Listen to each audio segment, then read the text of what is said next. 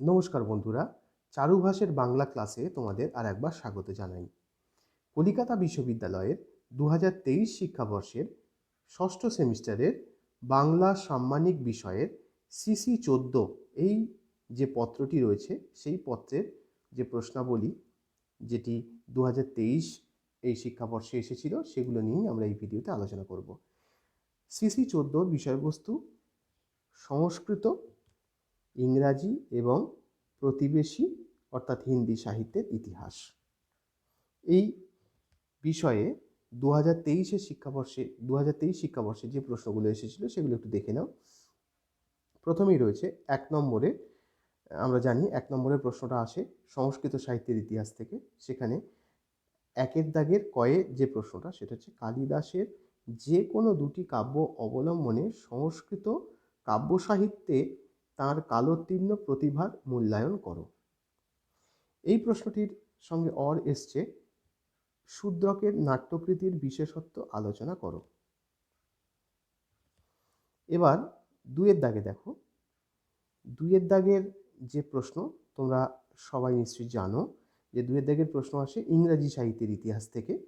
2-এর দাগের কয়ে এসেছিল শেক্সপিয়ারের ট্র্যাজেডিগুলির নাম উল্লেখ করে ট্র্যাজেডি রচয়িতা হিসেবে তার কৃতিত্ব বিচার করো।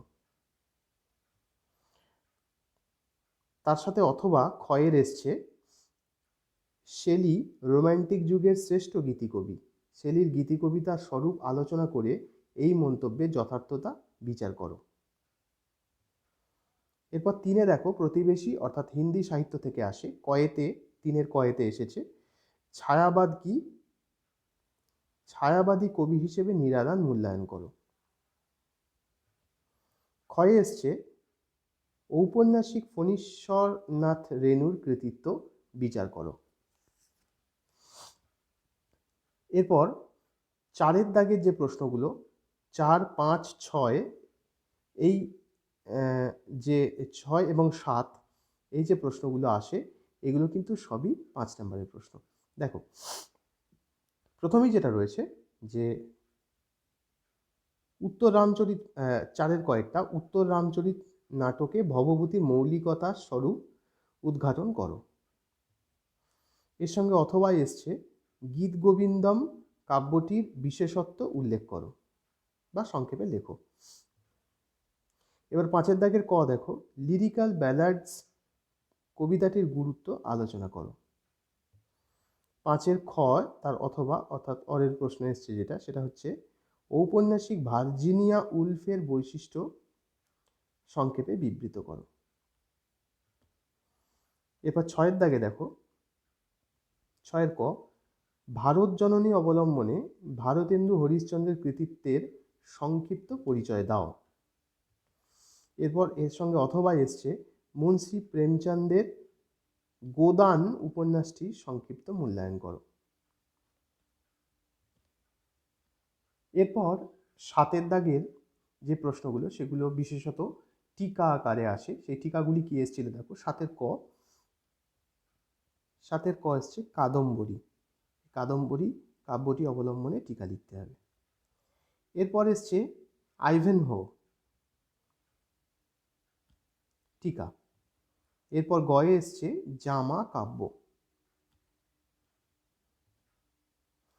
এরপর বন্ধুরা একটু বলে রাখি 8-এর দাগের যে প্রশ্নগুলো সেগুলো আসে ছোট প্রশ্ন 1 নম্বরের। সেই 1 নম্বরের 15টা প্রশ্নের উত্তর দিতে হয়। সেই 15টা প্রশ্ন কি এসেছিল একটু দেখে নিই। তার সাথে বন্ধুরা এটাও বলে রাখি সেটা হচ্ছে 8-এর দাগের 15টা যে 1 নম্বরের প্রশ্ন সেগুলোর উত্তরও আমি করে রেখেছি, সেগুলো একটু তোমরা দেখে নাও। 8-এর দাগের প্রথমে যেটা এসেছে দেখো মেঘদূত কোন ছন্দে লেখা?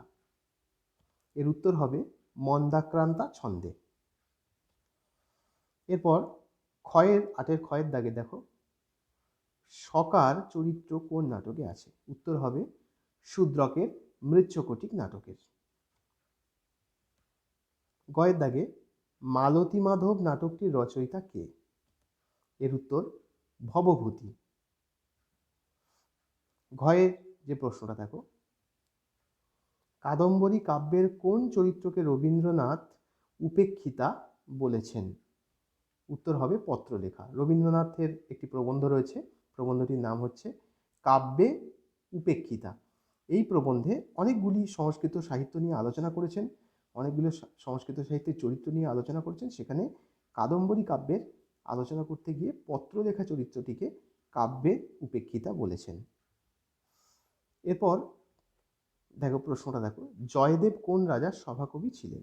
খুবই সহজ প্রশ্ন, এর উত্তর হবে লক্ষণ সেন। ছয়ের দেখো, ডেসডিমোনা এবং শাইলক চরিত্র দুটি কোন নাটকে রয়েছে? এর উত্তর হবে ডেসডিমোনা চরিত্রটি আমরা জানি সবাই ওথেলো নাটকে, শেক্সপিয়ারের ওথেলো নাটকের একটি চরিত্র, এবং শাইলক শেক্সপিয়ারের মার্চেন্ট অফ ভেনিস নাটকের একটি চরিত্র। এরপর দেখো, দ্য ওয়েভস উপন্যাসটির রচয়িতা কে? এর উত্তর হবে ভার্জিনিয়া উলফ। তারপরের প্রশ্ন, বাংলার স্কট কাকে বলা হয়? অত্যন্ত সহজ প্রশ্ন, এর উত্তর সবাই আমরা জানি, বঙ্কিমচন্দ্র চট্টোপাধ্যায়কে বাংলার স্কট বলা হয়। হাতলার জয়ের প্রশ্নটা দেখো, ওড টু এ নাইটিঙ্গেল কাব্যটি কার রচনা? এর উত্তর জন কিটস। ইঙ্গরটা দেখো, মার্ডার ইন দ্য ক্যাথিড্রাল নাটকটি কার লেখা? এটি টি.এস. এলিয়টের লেখা। টয়ের প্রশ্ন, যমুনা নদীকে অবলম্বন করে সূর্যকান্ত ত্রিপাঠীর দীর্ঘ কবিতাটির নাম কি? উত্তর হবে যমুনাকে প্রতি। ছয়টা দেখো, ভারতেন্দু হরিশ্চন্দ্র সম্পাদিত একটি পত্রিকার নাম লেখো। উত্তর হবে কবি বচন সুধা।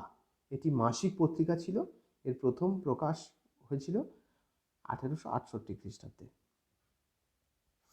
এরপর ডয়েরটা দেখো, সদ্গতি গল্পের রচনাকার কে? বিখ্যাত গল্প মুন্সী প্রেমচন্দের আমরা জানি সদ্গতি, অর্থাৎ সদ্গতি গল্পের রচনাকার মুন্সী প্রেমচন্দ। ঢয়ের দাগে, দীপশিখা কাব্যটি কত সালে প্রকাশিত হয়? আমরা জানি দীপশিখা কাব্যটি লেখা মহাদেবী বর্মার, এটি 1942 সালে প্রকাশিত হয়। শেষ প্রশ্ন, ময়লা আঁচল কি ধরনের উপন্যাস? এটাও বলে রাখি, হিন্দি সাহিত্যে একটি বিখ্যাত উপন্যাস, এটি ফণীশ্বরনাথ রেণুর লেখা, এটি আঞ্চলিক উপন্যাস। তাহলে বন্ধুরা, আমরা এই ভিডিওটি এখানেই শেষ করলাম। আশা করি তোমাদের এটি কাজে লাগবে, এটির সঙ্গে মিলিয়ে পরের বছরের প্রস্তুতি তোমরা শুরু করবে, এবং এই ধরনের আরও ভিডিও পেতে বা এই বিষয় অবলম্বনে আরও প্রশ্নের তোমরা আলোচনা পেতে অবশ্যই কমেন্ট করে আমাকে জানাও এই ভিডিওর মধ্যে, এবং ভিডিওটি লাইক করে দিও এবং চ্যানেলটি অবশ্যই সাবস্ক্রাইব করে নিও।